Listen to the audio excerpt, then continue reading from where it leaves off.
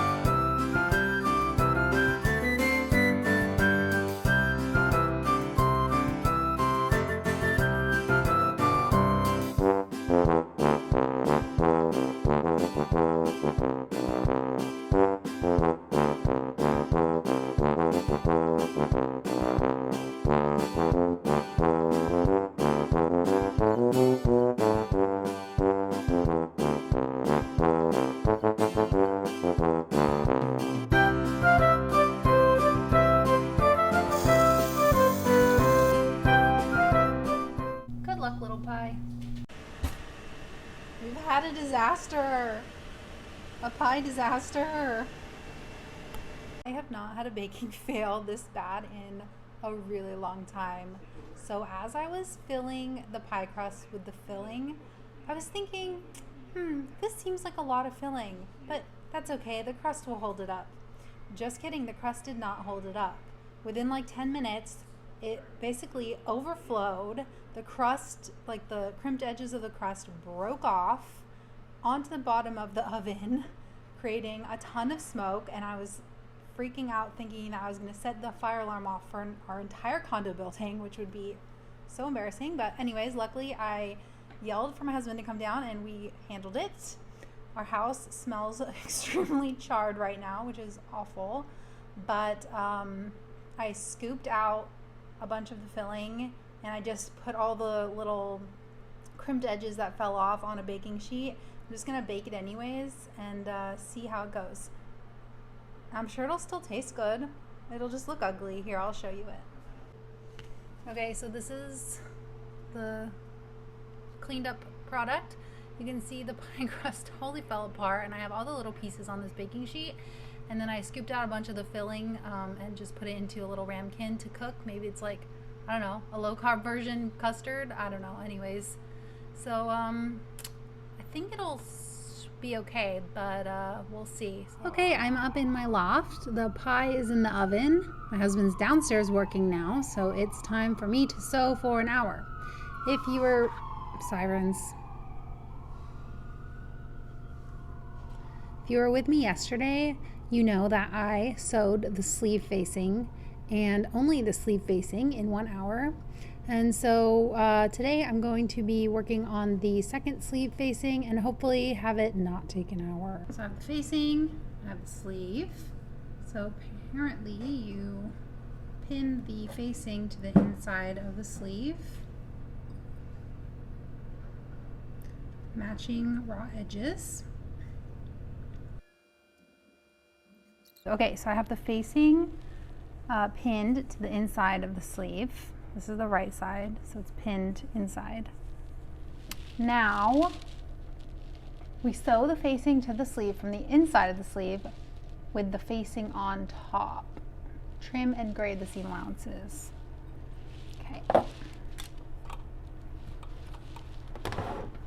Let me give you a better view.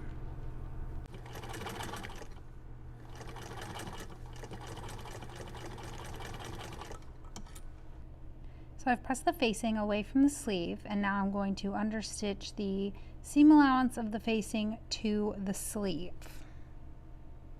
Okay, now that I've understitched the facing seam allowance to the sleeve, I'm just going to trim and grade the seam,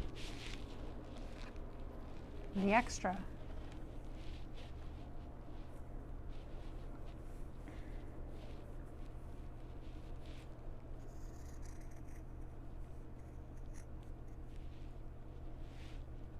This is where you have to be very careful not to cut a hole in your project, which I've done many times. Too many times.